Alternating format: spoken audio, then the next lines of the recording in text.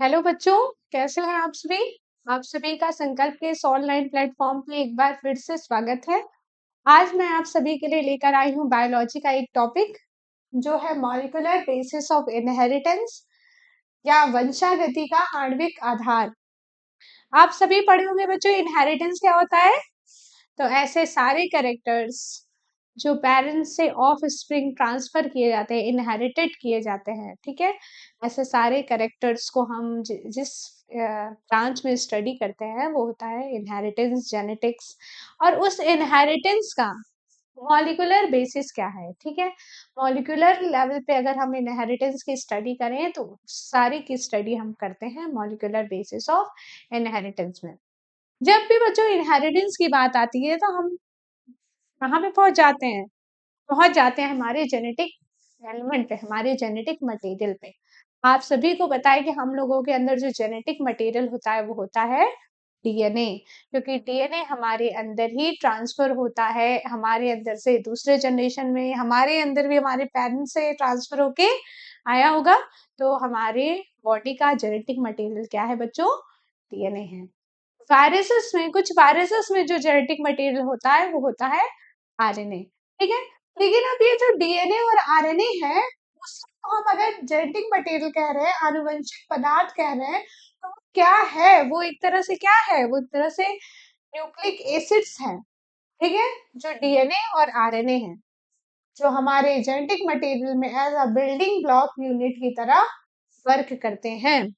जैसा कि अभी मैंने बताया, DNA is a genetic material in most of the organism and RNA is the genetic material in viruses.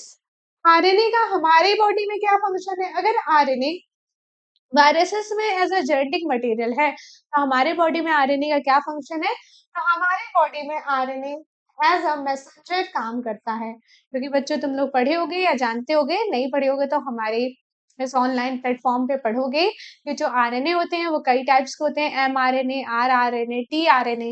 जो एमआरएनए होता है बच्चों वो एज अ मैसेंजर काम करता है, जो कोडॉन कैरी किया होता है और कोड करता है फिर एक पर्टिकुलर एमिनो एसिड्स को, और वही अमीनो एसिड्स आपस में जुड़ के बनाते हैं प्रोटीन्स। तो एमआरएनए एज अ मैसेंजर काम करता है हमारे बॉडी में। हम आगे बढ़ते हैं। जो डीएनए होता है वो एक तरह से है पॉलीन्यूक्लियोटाइड। क्या है, पॉलीन्यूक्लियोटाइड। न्यूक्लियोटाइड क्या है, न्यूक्लियोटाइड क्या है, तो उसकी बात हम करेंगे। फिर पॉलीन्यूक्लियोटाइड क्या है हम उसकी बात करेंगे। पॉली का मतलब ही होता है ढेर सारे, पॉली मीन्स मेनी। तो अगर न्यूक्लियोटाइड कई सारे कंबाइन कर गए किसी चेन में तो उसको हम कह रहे हैं पॉलीन्यूक्लियोटाइड, ठीक है बच्चों। तो polynucleotide is a polymer of nucleotide. कई सारे न्यूक्लियोटाइड मिलकर बनाते हैं पॉलीन्यूक्लियोटाइड। और यही पॉलीन्यूक्लियोटाइड क्या है, एज एग्जांपल डीएनए और आरएनए, ठीक है बच्चों। तो अब न्यूक्लियोटाइड क्या है, पॉलीन्यूक्लियोटाइड जानने से पहले हमें पता करना होगा कि न्यूक्लियोटाइड क्या है। तो न्यूक्लियोटाइड तीन कंपोनेंट से मिलकर बना होता है। एक होता है नाइट्रोजनस बेस, दूसरा होता है पेंटोज शुगर और तीसरा होता है फॉस्फेट ग्रुप।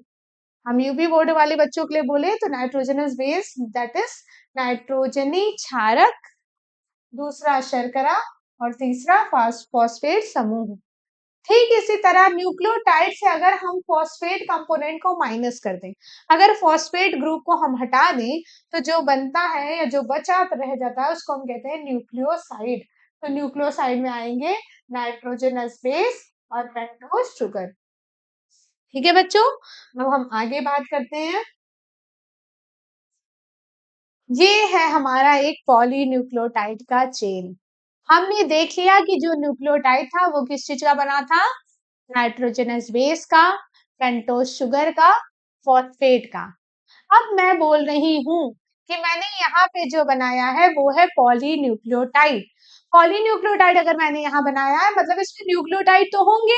हम देखते हैं कि इसमें कौन कौन से न्यूक्लियोटाइड है और कितने न्यूक्लियोटाइड है। तो देखो बच्चों यहाँ से यहाँ तक का कंपोनेंट देखो, ये है तुम्हारा एक न्यूक्लियोटाइड।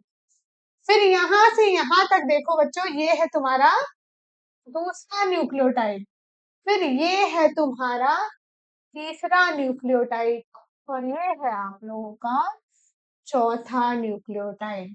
अब देखते हैं हम, अभी हमने पढ़ा न्यूक्लियोटाइड में 3 कंपोनेंट, तो देखते हैं इसके अंदर 3 कंपोनेंट वो कहाँ कहाँ है। तो देखो बच्चों, ये है ए, जो मैंने लिखा है ये है तुम लोग का नाइट्रोजनस बेस, ये है तुम लोगों का नाइट्रोजनस बेस। फिर बच्चों ये जो 5 कार्बन रिंग स्ट्रक्चर है ये है तुम लोगों का पेंटोज शुगर, ये है तुम लोगों का पेंटोज शुगर। अब हम बोले बचा क्या रह गया हमारे पास, फॉस्फेट। तो फॉस्फेट कहाँ है, ये देखो 5 प्राइम पे फॉस्फेट। और अभी हमने पढ़ा था किसी भी न्यूक्लियोटाइड में 3 कंपोनेंट, नाइट्रोजनी क्षार, शर्करा और फॉस्फेट समूह, नाइट्रोजनस बेस, पेंटोज शुगर और फॉस्फेट, ये तीनों मिलकर एक न्यूक्लियोटाइड बनाएंगे। अभी हम बोले जो डीएनए और आरएनए है वो एक पॉलीन्यूक्लियोटाइड चेन है। क्या है बच्चों, एक पॉलीन्यूक्लियोटाइड चेन है। यानी एक न्यूक्लियोटाइड देखो दूसरे न्यूक्लियोटाइड से बंधा, दूसरा न्यूक्लियोटाइड तीसरे न्यूक्लियोटाइड से बंधा, तीसरा न्यूक्लियोटाइड चौथे न्यूक्लियोटाइड से बंधा और एक चेन लाइक स्ट्रक्चर बना रहा है। तो ये हो गया ना एक पॉलीन्यूक्लियोटाइड चेन, ढेर सारे न्यूक्लियोटाइड का चेन या ढेर सारे न्यूक्लियोटाइड की श्रृंखला जो बनाती है डीएनए को और आरएनए को। एक न्यूक्लियोटाइड दूसरे न्यूक्लियोटाइड से आपस में जुड़ते हैं, इसी को हम नाम देते हैं डाई न्यूक्लियोटाइड, यानी 2 न्यूक्लियोटाइड जुड़ रहे हैं आपस में, ठीक है। ऐसे न्यूक्लियोटाइड जुड़ते रहते हैं तो जो बॉन्ड बनता है उस बॉन्ड को हम कहते हैं फॉस्फोडाइस्टर बॉन्ड। यानी कि डीएनए में जो एक न्यूक्लियोटाइड दूसरे न्यूक्लियोटाइड से बाउंडेड होते हैं वो किस बॉन्ड के द्वारा बाउंडेड होते हैं बच्चों, फॉस्फोडाइस्टर बॉन्ड के द्वारा वो बाउंड करते हैं। यहाँ पे हम 3 प्राइम 5 प्राइम क्यों लिखे हैं, क्योंकि यहाँ पे देखो एक साइड है इसका 5 प्राइम जो फॉस्फेट है और एक साइड इसका फ्री है 3 प्राइम ओएच का, ठीक है। इसीलिए हम यहाँ पे नाम दिए हैं 3 प्राइम 5 प्राइम फॉस्फोडाइस्टर बॉन्ड। अब हम आगे बढ़ते हैं, मतलब यही एक तरह से डीएनए का बैकबोन बना रहा है, डीएनए का बैकबोन बना रहा है, ठीक है, डीएनए का बैकबोन बना रहा है। अब हम आगे बढ़ते हैं, तो अब नाइट्रोजनस बेस, जो पॉलीन्यूक्लियोटाइड में नाइट्रोजनस बेस पाए जा रहे हैं वो कितने तरीके के होंगे, कितने प्रकार के होंगे, कितने प्रकार के नाइट्रोजनी क्षार डीएनए में पाए जाते हैं। तो नाइट्रोजनस बेस 2 टाइप्स के पाए जाते हैं डीएनए में, एक होता है प्यूरिन, दूसरा होता है पिरामिडिन, ठीक है बच्चों। जो प्यूरिन होता है वो उसमें आते हैं एडिनिन और गुआनिन, जो पिरामिडिन होता है उसमें आता है साइटोसिन, थायमिन और यूरेसिल। थायमिन का बच्चों एक और नाम है जिसको हम कहते हैं 5 मेथिल यूरेसिल। यानी यूरेसिल का जो स्ट्रक्चर है उसके 5 नंबर कार्बन पे, उसके 5th कार्बन पे मिथाइलेशन हो जाता है तो उसको हम कहने लगते हैं थायमीन। थायमीन और यूरेसिल में एक डिफरेंस है कि जो थायमीन होता है बच्चों वो पाया जाता है डीएनए में और जो यूरेसिल होता है वो पाया जाता है आरएनए में, ठीक है। दूसरा हम बोले कि अगर फॉस्फेट ग्रुप या नाइट्रोजन न्यूक्लियोटाइड, एक न्यूक्लियोटाइड दूसरे न्यूक्लियोटाइड से बाउंड हो रहा है तो वो किस बॉन्ड के द्वारा बाउंड हो रहा है, फॉस्फोडाइस्टर बॉन्ड की तरह। ठीक इसी तरह ये जो नाइट्रोजनस बेस है इस शुगर से, ये जो नाइट्रोजनस बेस है इस शुगर से जिस बॉन्ड के द्वारा बाउंड होता है उसको हम कहते हैं एन ग्लाइकोसिडिक लिंकेज। पिछले क्लास में जब हम केमिस्ट्री में आप लोगों को बता रहे थे कि कार्बोहाइड्रेट हम पढ़ा रहे थे और उसमें हम ग्लाइकोसिडिक लिंकेज की बात किए थे, तो मैंने बोला था कि कहीं पर भी अगर शुगर इन्वॉल्व होगा, कहीं पर भी अगर शुगर इन्वॉल्व होगा बॉन्ड फॉर्मेशन में तो वहां पे जो बनेगा बॉन्ड वो ग्लाइकोसिडिक लिंकेज ही बनेगा। चूंकि उसमें दोनों जो दो पार्ट इन्वॉल्व हो रहे थे बॉन्ड में वो दोनों शुगर्स थे, इसलिए उसको हम नाम दे रहे थे ऑक्साइड लिंकेज और उस ग्लाइकोसिडिक बॉन्ड को हम नाम देते हैं वो ग्लाइकोसिडिक बॉन्ड। बट यहाँ पे जो शुगर से बाउंड हो रहा है वो कौन सा बाउंड हो रहा है, नाइट्रोजनस बेस बाउंड हो रहा है जिसमें नाइट्रोजन पाया जा रहा है, इसीलिए इसको हम नाम दे रहे हैं एन ग्लाइकोसिडिक बॉन्ड या N glycosidic linkage. I hope ये आप लोगों को समझ में आ रहा होगा कि हमने इसको एन ग्लाइकोसिडिक बॉन्ड या लिंकेज नाम क्यों दिया? क्योंकि शुगर है इसलिए ग्लाइकोसिडिक बॉन्ड, नाइट्रोजनस बेस है उसमें नाइट्रोजन है इसलिए उसको हम नाम टर्म दे रहे हैं एन, इसलिए एन ग्लाइकोसिडिक बॉन्ड। अब हम आगे बढ़ते हैं। ये जो न्यूक्लियोसाइड है उसको हम आरएनए में क्या नेमिंग करेंगे और डीएनए में क्या नेमिंग करेंगे? अभी मैंने बताया कि जो आरएनए में शुगर पाया जाता है वो कौन सा शुगर होता है बच्चों? Ribose sugar.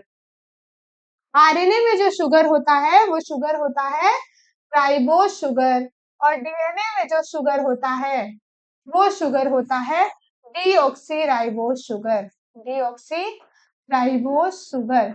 या हम इसी तरह अगर आरएनए का फुल फॉर्म देखें तो आरएनए को हम बोलते हैं राइबो न्यूक्लिक एसिड। आरएनए को क्या बोलते हैं हम? Ribo nucleic acid. और डीएनए को हम बोलते हैं डीऑक्सी राइबो न्यूक्लिक एसिड। क्या बोलते हैं? Deoxy ribo nucleic acid. ठीक है। अगर न्यूक्लियोसाइड बोलेंगे आरएनए में कौन कौन से न्यूक्लियोसाइड होंगे उसमें क्या नाम देंगे? तो अभी मैंने अभी बताया है, देखो प्रीवियसली मैंने बताया है कि जो यूरेसिल होगा वो आरएनए में पाया जाएगा, जो थायमिन होगा वो डीएनए में पाया जाएगा। यानी कि ये अगर हम आरएनए की बात करें तो यहाँ यूरेसिल ना पाया जाके क्या पाया जाएगा? सॉरी, थायमिन ना पाया जाके क्या पाया जाएगा? यूरेसिल। और डीएनए में क्या पाया जाएगा? थायमिन। ठीक है। तो अगर एडिनिन पाया जा रहा है तो इसको हम नाम देंगे एडिनोसिन। ठीक है, न्यूक्लियोसाइड को नाम देंगे हम एडिनोसिन। गुआनिन तो गुआनोसिन, साइटोसिन, साइटोसिन पाया जा रहा है तो साइटिडीन, यूरेसिल पाया जा रहा है तो यूरेडिन। ये हम न्यूक्लियोसाइड को नाम दे रहे हैं। ठीक, इसी तरह अगर हम न्यूक्लियोसाइड में डीएनए के न्यूक्लियोसाइड की बात करें तो यहाँ पे एडिनिन की जगह क्या नाम लिखेंगे? क्योंकि यहाँ डीऑक्सी राइबोस शुगर है तो हम इसको नाम लिखेंगे डीऑक्सी एडिनोसिन। क्या नाम लिखेंगे हम इसको? Deoxy adenosine. ठीक, इसी तरह हम गुआनिन को लिखेंगे डीऑक्सी डीऑक्सी गुआनोसिन। इसको हम नाम लिखेंगे डीऑक्सी डीऑक्सीसाइटिडीन। इसको हम नाम लिखेंगे डीऑक्सी डीऑक्सी यूरिडीन। ठीक है, इसको हम नाम लिखेंगे डीऑक्सी यूरिडीन। मुझे नहीं लगता यहाँ तक आप लोगों को अभी तक कोई डाउट होनी चाहिए। ठीक है, तो हम आगे बढ़ते हैं। आगे बात आ गई शुगर की, जो भी हम बात कर रहे थे कि आरएनए में राइबोस शुगर और डीएनए में राइबो डीऑक्सी राइबोस शुगर। तो आरएनए में बच्चों देखो राइबोस शुगर जो पाया जा रहा है, क्यों इसको राइबोस कह रहे हैं? जो राइबोस शुगर होता है वो 5 कार्बन का होता है, इसलिए देखो पेंटोस शुगर भी इसलिए इसको कहते हैं 5 कार्बन का होता है, इसलिए इसको नाम देते हैं पेंटोस शुगर, बिकॉज इसमें 5 कार्बन है। इसके 2 प्राइम पे पाया जा रहा है OH ग्रुप, इसीलिए हम इसको राइबोस नाम दे रहे हैं। डीऑक्सी राइबोस शुगर में बस यही डिफरेंस है कि ये जो 2 प्राइम वाला OH है, ये OH ना पाया जाके यहाँ पे सिर्फ H पाया जाता है। यानी कि डीऑक्सी राइबोस का स्ट्रक्चर हम बनाए तो वो कुछ ऐसा बनेगा। ये 2 प्राइम है तो 2 प्राइम की जगह OH की जगह H पाया जाएगा। ठीक है, ऐसा कुछ स्ट्रक्चर बनेगा डीऑक्सी राइबोस का। ठीक है, यहाँ पे एक ऑक्सीजन का लॉस होता है जो कि यहाँ पे पाया जा रहा है, इसलिए डीऑक्सी इसका नाम दे रहे हैं। ठीक है, डीऑक्सी राइबोस शुगर। अब हम आगे बात करते हैं डीएनए की। अभी हम बोले डीएनए हमारी बॉडी का जेनेटिक मटेरियल है, तो डीएनए की खोज हुई कैसे? तो सबसे पहले एक साइंटिस्ट थे जिन्होंने 1869 में ही डीएनए को आइडेंटिफाई कर दिया था, जिन्होंने 1869 में ही डीएनए को आइडेंटिफाई कर दिया था, पर उस टाइम इन्होंने नाम दिया था न्यूक्लिन। उस टाइम इन्होंने डीएनए का नाम दिया था न्यूक्लिन। फिर उसके बाद आए वॉटसन एंड क्रिक, इन्होंने डीएनए का एक डबल हेलिकल मॉडल प्रपोज किया, जिसको हम पढ़ते हैं क्योंकि उस मॉडल से हमें फिर डीएनए के सारे स्ट्रक्चर को पढ़ना बहुत ही इजी हो गया। ये जो इनका डबल हेलिक मॉडल था, डबल हेलिकल मॉडल था, क्रिस्टलोग्राफी पे बेसिस था मेनली। जब एक्सरे क्रिस्टलोग्राफी किया गया तो उससे जो हमें स्ट्रक्चर देखने को मिला वो था डबल हेलिकल मॉडल, जिसको प्रपोज किया था विल्किंस एंड फ्रैंकलिन ने। ठीक है, ये दोनों साइंटिस्ट ने मिलके एक्स रे डिफ्रैक्शन कराया था।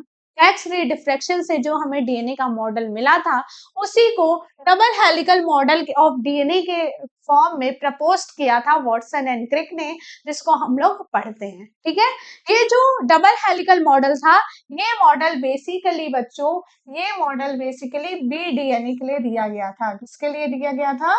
बी डीएनए के लिए। यानी कि ये जो डीएनए था वो राइट हैंडेड था। अगर इसमें जो कॉइलिंग हुई होगी, हेलिक्स स्ट्रक्चर बने होंगे, वो कैसा था? राइट हैंडेड था।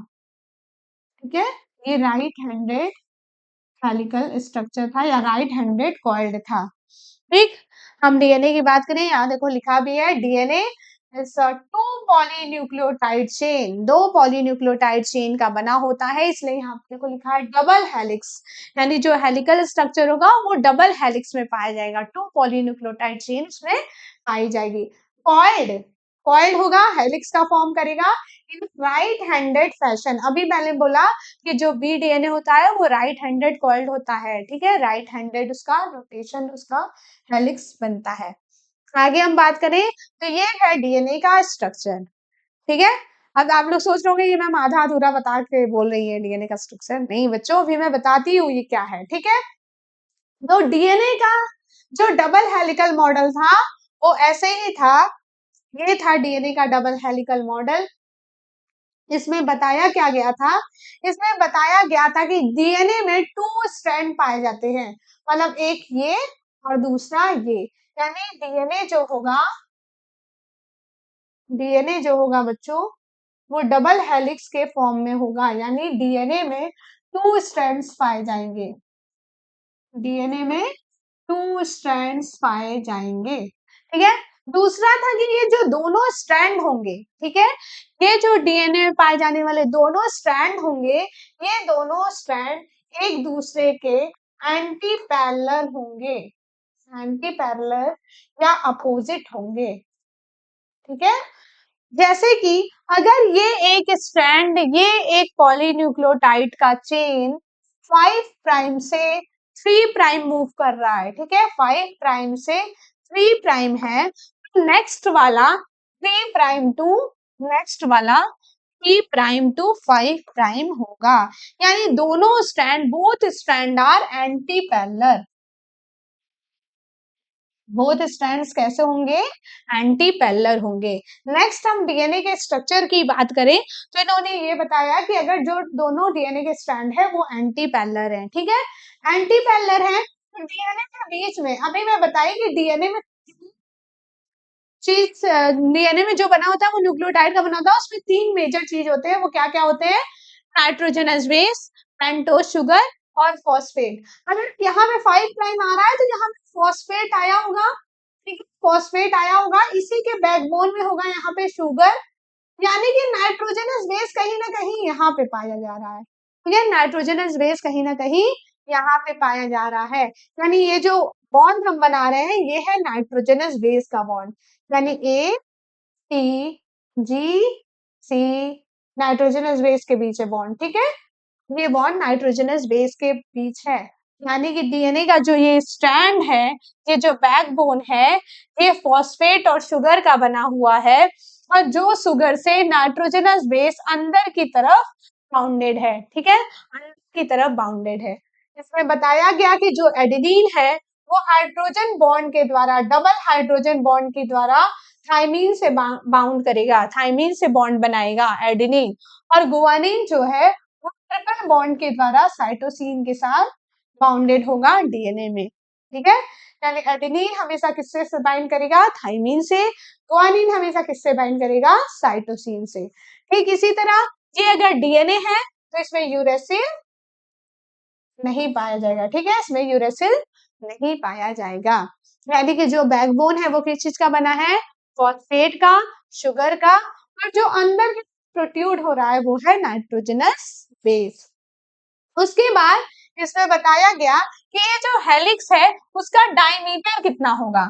इस हेलिक्स का जो डायमीटर होगा बच्चों, इस हेलिक्स का डायमीटर जो होगा वो 20 एंगस्ट्रॉम होगा। ठीक है, अगर हम इसके लेंथ की बात करें, एक हेलिक्स, एक टर्न जब कंप्लीट होगा, 1 टर्न या 1 हेलिक्स, ठीक है, एक टर्न या एक हेलिक्स, एक टर्न या एक हेलिक्स जब 10 बेस पेयर्स इसमें आ जाएंगे कंप्लीट होगा, यानी 10 बेस पेयर मिलके 1 हेलिक्स बनाएंगे। ठीक है, 1 हेलिक्स बनेगा, 1 हेलिक्स के बीच में आएंगे टोटल 10 बेस पेयर्स। ठीक, अब वो 10 बेस पेयर्स की लेंथ कितनी होगी? 10 बेस पेयर्स में जो एक हेलिक्स बनेगा उसकी लेंथ होगी बच्चों 3.4 नैनोमीटर। उसकी लेंथ कितनी होगी बच्चों? 3.4 नैनोमीटर। ठीक है, ठीक इसी तरह अगर हम distance between one nitrogenous base, distance between one base की बात करें, अगर 10 बेस की लेंथ 3.4 नैनोमीटर है तो वन बेस की, दो बेस के बीच की लेंथ कितनी होगी? तो दो बेस के बीच की लेंथ बच्चों होगी 0.34 नैनोमीटर। ठीक है, तो 1 टर्न हेलिक्स कितने बेस पेयर में कंप्लीट होगा? 10 बेस पेयर में। 10 बेस पेयर आपस में आ जाए, आप जब आ जाएंगे तो एक हेलिक्स टर्न पूरा होगा। ठीक है, ये पूरा स्ट्रक्चर की बात हुई डीएनए की। उसके बाद एट लास्ट इन्होंने बताया कि जब दोनों ये टर्न होंगे तो यहाँ पे ग्रूव लाइक स्ट्रक्चर बनेगा। ठीक है, गड्ढे देख रहे हो बच्चों, यहाँ गड्ढे की तरह स्ट्रक्चर बन रहा है। तो जहां के ग्रुप्स ज्यादा होंगे, ज्यादा गहरे होंगे, उसको हम नाम देंगे मेजर ग्रुप्स। उसको हम क्या नाम देंगे? Major groups. उसको हम नाम देंगे मेजर ग्रुप्स। जहां के गड्ढे थोड़े से पतले होंगे इसके कंपैरिजन में, उसको हम नाम देंगे माइनर ग्रुप्स। ठीक है बच्चों, उसको हम नाम देंगे minor groups.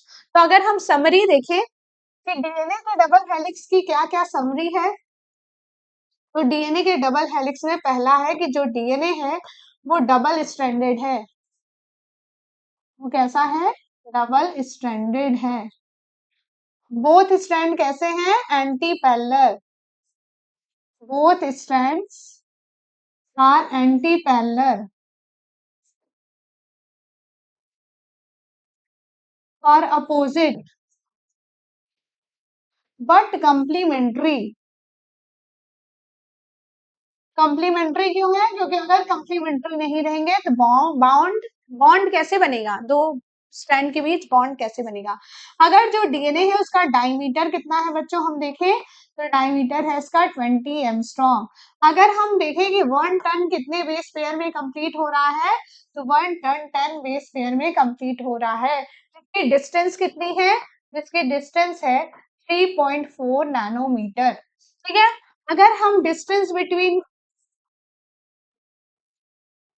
One base pairs की बात करें तो कितना है? 0.34 नैनोमीटर। ठीक है, इसके बाद डीएनए में हमें मेजर ग्रुप्स देखने को मिल रहे हैं और माइनर ग्रुप्स देखने को मिल रहे हैं।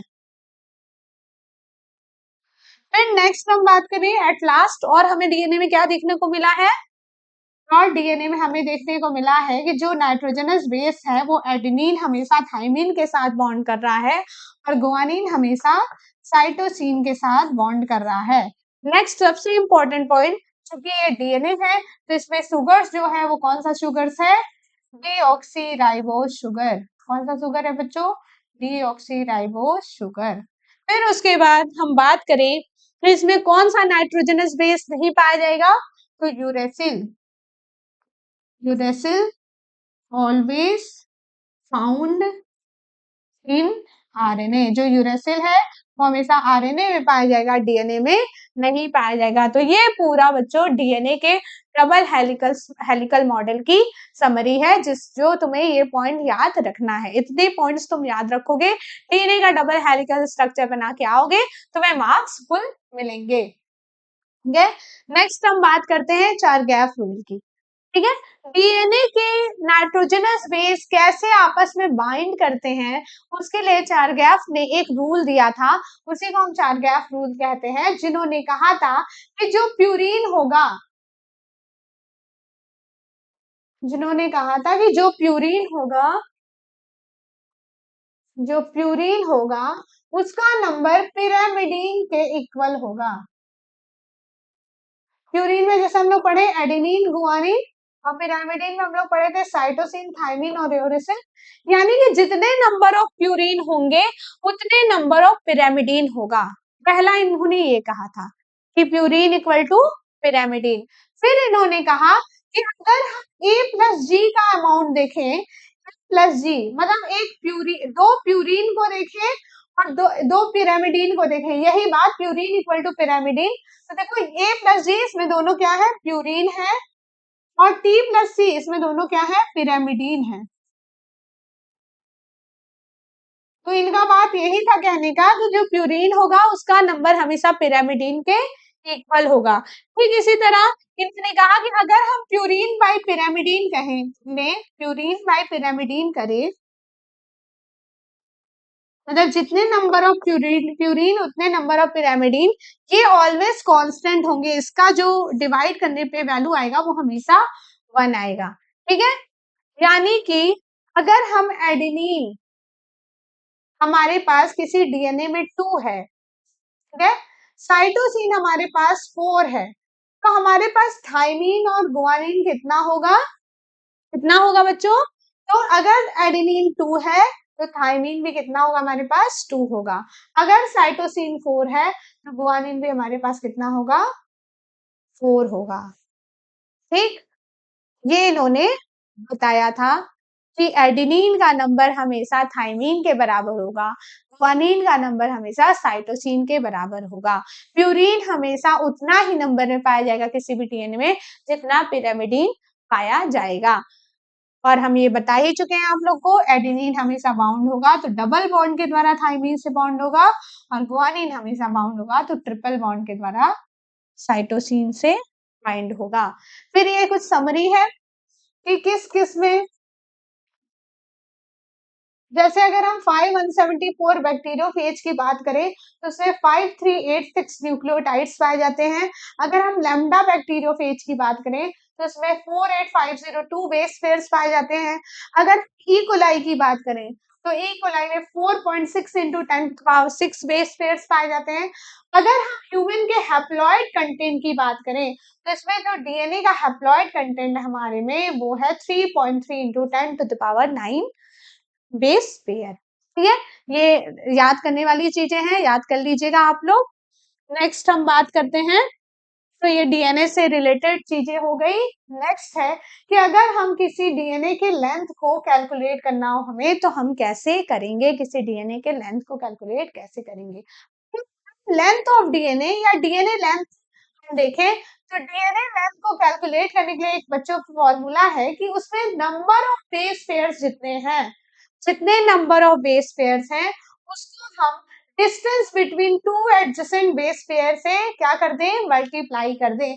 जैसे अभी हमने देखा कि distance between two adjacent base pair DNA में कितना था, 0.34 नैनोमीटर। कितना था, 0.34 नैनोमीटर। तो बच्चों ये क्वेश्चन है आपके लिए, आप ये कर लाइएगा।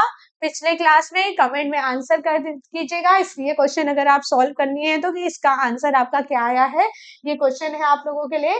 If a number base pair in human is 6.6 into 10⁹ ठीक है, 6.6 into 10⁹, then what is the length of DNA? ये आप लोग करके लाइएगा। मिलते हैं नेक्स्ट क्लास में, आज के लिए बहुत ज्यादा हो गया है, इतना सफिशिएंट है, आप लोग पढ़ लीजिए। ठीक है, नेक्स्ट क्लास में हम लेकर आएंगे इसी मॉलिक्यूलर बेसिस ऑफ इनहेरिटेंस के आगे का टॉपिक।